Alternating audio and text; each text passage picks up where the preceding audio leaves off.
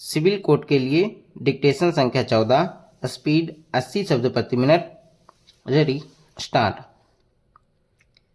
अपीलार्थी जो आरोपी संख्या 1 है पर 4 अन्य लोगों के साथ भारतीय दंड संहिता की धारा 302 के साथ साथ धारा 201 के तहत दंडनीय अपराधों के लिए मुकदमा चलाया गया था। Full stop.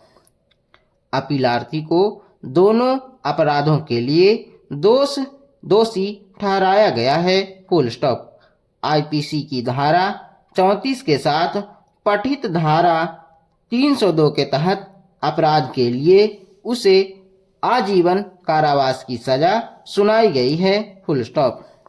उच्च न्यायालय ने अपीलार्थी की दोष सिद्धि की पुष्टि की, जबकि शेष 4 अभियुक्तों को बरी कर दिया गया। Full stop. आरोप है कि 10 जून 1989 को PW5 ने गुमशुदगी की रिपोर्ट दर्ज कराई थी। Full stop. गुमशुदगी की रिपोर्ट उनके पुत्र और भतीजे के संबंध में थी। Full stop. वे 2 जून 1989 से लापता थे। Full stop. PW5 ने कहा कि 20 जून 1989 को उन्हें एक गुप्त सूचना मिली थी कि अन्य के साथ मिलकर वर्तमान अपीलार्थी द्वारा दोनों लड़कों की हत्या कर दी गई थी। Full stop. इसलिए वह ऊपर वर्णित व्यक्तियों के साथ अपीलार्थी के घर गया और पूछताछ की। Full stop. हालांकि शुरू में अपीलार्थी ने इनकार किया, कुछ अनुनय के बाद उसने उपरोक्त व्यक्तियों की उपस्थिति में स्वीकार किया कि उसने और 4 अन्य ने दोनों लड़कों का गला घोंटकर उनकी हत्या कर दी थी और उनके शवों को एक खेत में छिपा दिया था। Full stop. PW5 अपीलार्थी और अन्य लोगों के साथ उक्त क्षेत्र में गया। Full stop. अपीलार्थी ने मिट्टी को हटा दिया और दोनों शव पाए गए। Full stop. इसके बाद वह थाने पहुंचा और शिकायत दर्ज कराई। Full stop. अभियोजन पक्ष ने 10 गवाहों से पूछताछ की। Full stop. हीरालाल चौरसिया ने अभियोजन पक्ष के मामले का समर्थन किया और अपीलार्थी द्वारा उनके सामने किए गए अतिरिक्त न्यायिक स्वीकारोक्ति के बारे में गवाही दी। Full stop.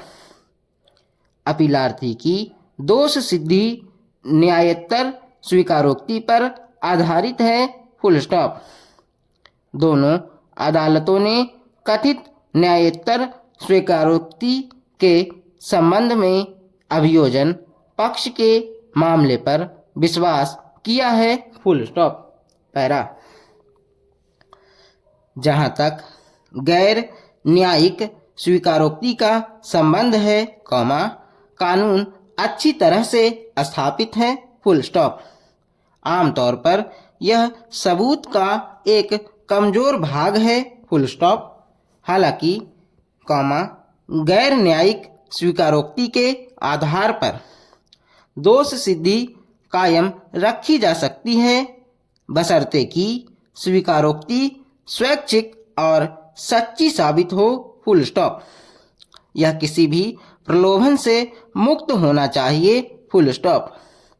इस तरह के कबूलनामे का प्रमाणिक मूल्य उस व्यक्ति पर भी निर्भर करता है जिससे यह किया जाता है। Full stop.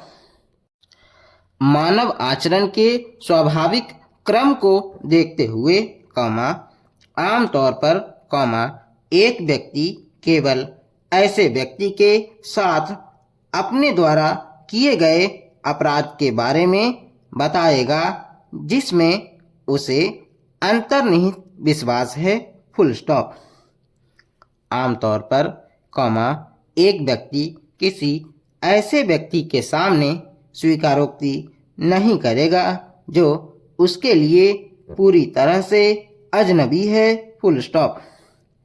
इसके अलावा, न्यायालय को स्वीकारोक्ति की विश्वसनीयता से संतुष्ट होना है उन परिस्थितियों को ध्यान में रखकर जिसमें उसे किया गया है, फुल स्टॉप। नियम के रूप में, पुष्टि की आवश्यकता नहीं है, फुल स्टॉप। हालांकि, यदि एक गैर न्यायिक स्वीकारोक्ति की पुष्टि रिकॉर्ड पर अन्य साक्ष्य द्वारा की जाती है, तो यह अधिक विश्वसनीयता प्राप्त करता है, फुल स्टॉप। PW8 का दावा है कि 6 जून 1989 को उन्होंने अपीलार्थी को 2 व्यक्तियों को यह कहते हुए सुना कि उसने 2 लड़कों की हत्या कर दी थी और उनके शवों को छिपा दिया था, फुल स्टॉप।